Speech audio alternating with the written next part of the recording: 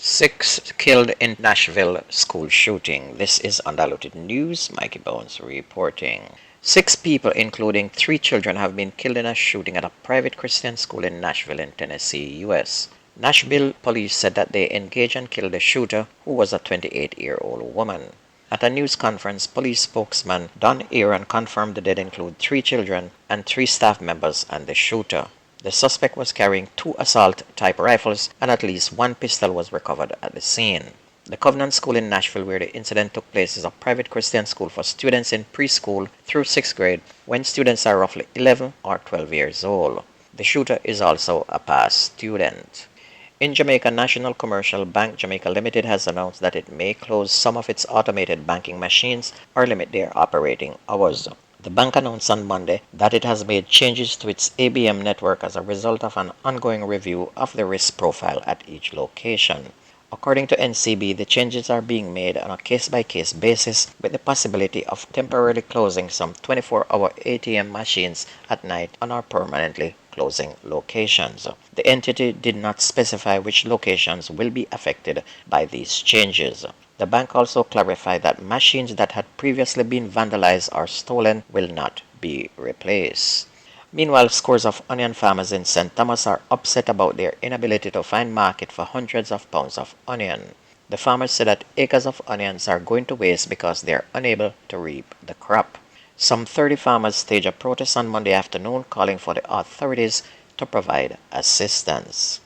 Meanwhile, President of the Union of Clerical, Administrative and Supervisory Employees, UK's Vincent Morrison, has urged security guards not to sign contracts being offered to them that would see them lose overdue benefits.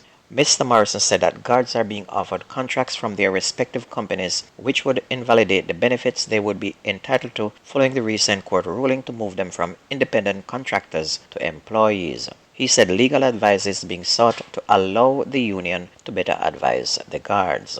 Meanwhile, an off-duty policeman shot and injured a taxi driver at a betting shop in East Kingston yesterday afternoon. The 53-year-old cabbie allegedly attacked the cop with a knife and was shot. Reports are that about 12:20 p.m., the cop who works in the St. Catherine North Division was at the outlet when an argument developed between him and the taxi driver. Police said that the cabbie pulled a knife and threatened to stab the policeman. He then advanced towards the cop with the knife and raised his hand in a stabbing position. It is said that the cop, in fear for his life, pulled his service pistol and discharged 2 rounds in the man's direction, hitting him twice in the leg. The cabbie has since been treated at hospital, and the Independent Commission of Investigations, INDECOM, has now launched a probe into that matter. And in another police shooting, the Independent Commission of Investigation, INDECOM, is currently investigating an incident in which a patron at a wake was shot and killed by the police in Hanover on Sunday morning. 2 policemen also received injuries during the incident. The deceased man has been identified as 24-year-old Alvaro Samuels of a Mount Pleasant district address in the parish. Reports are that about 4 a.m., the police went to a location in Mount Pleasant where an illegal wake was taking place to shut down the event. However, residents who reportedly opposed the police presence began stoning the lawmen. A confrontation reportedly developed between Samuels and the policeman. It was at this point that Samuels was shot. One of the lawmen received an injury to his head from an unidentified object. The other reportedly received a shot to the hand. No illegal gun was recovered from the scene. The incident is now currently being investigated by INDECOM, which is in the process of identifying witnesses who can assist with their investigations. 2 persons, including a teenager, were shot dead at a football match in Highgate, St. Mary on Sunday evening. The deceased are 16-year-old Nathan Tyree Sigri, a student of Guys Hill High School, and Giovanni Higgins, otherwise called Marcus, a 22-year-old correctional officer of Captureland Highgate in St. Mary. It's reported that the deceased were at the St. Mary High football field when a white Toyota Axia motorcar drove up and reversed onto the field. 2 men emerged from the car and ran towards Sigri and Higgins. They opened fire, hitting them all over their bodies. The victims were taken to the Port Maria Hospital, where they were both pronounced dead.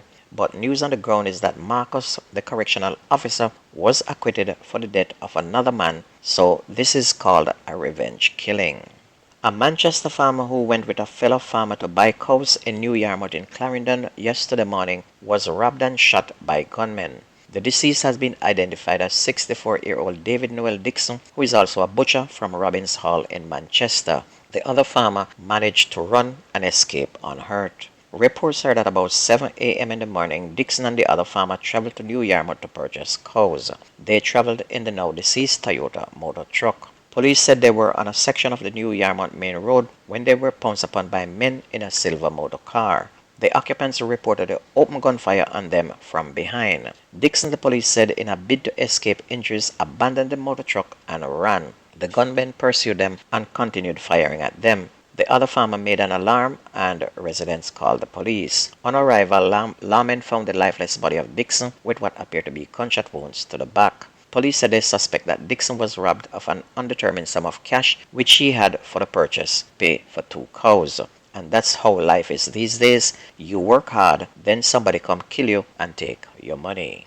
On to sports, multiple Olympics and world champion Shelly-Ann Fraser-Pryce and U.S. sprinter Sha'Carri Richardson are set to face off at the Botswana Golden Grand Prix this year, second World Athletics Continental Tour Gold meeting in Gaborone on April 29th.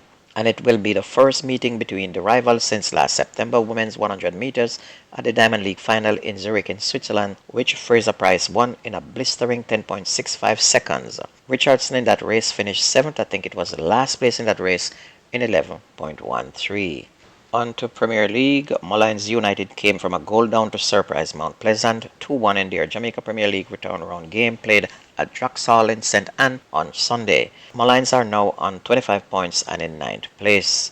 And it was Mullines' third straight win as they continue to climb up the points table, and it avenges their first round 5-0 loss at home to Mount Pleasant. Mount Pleasant has now lost back-to-back games and remain in third place on 36 points.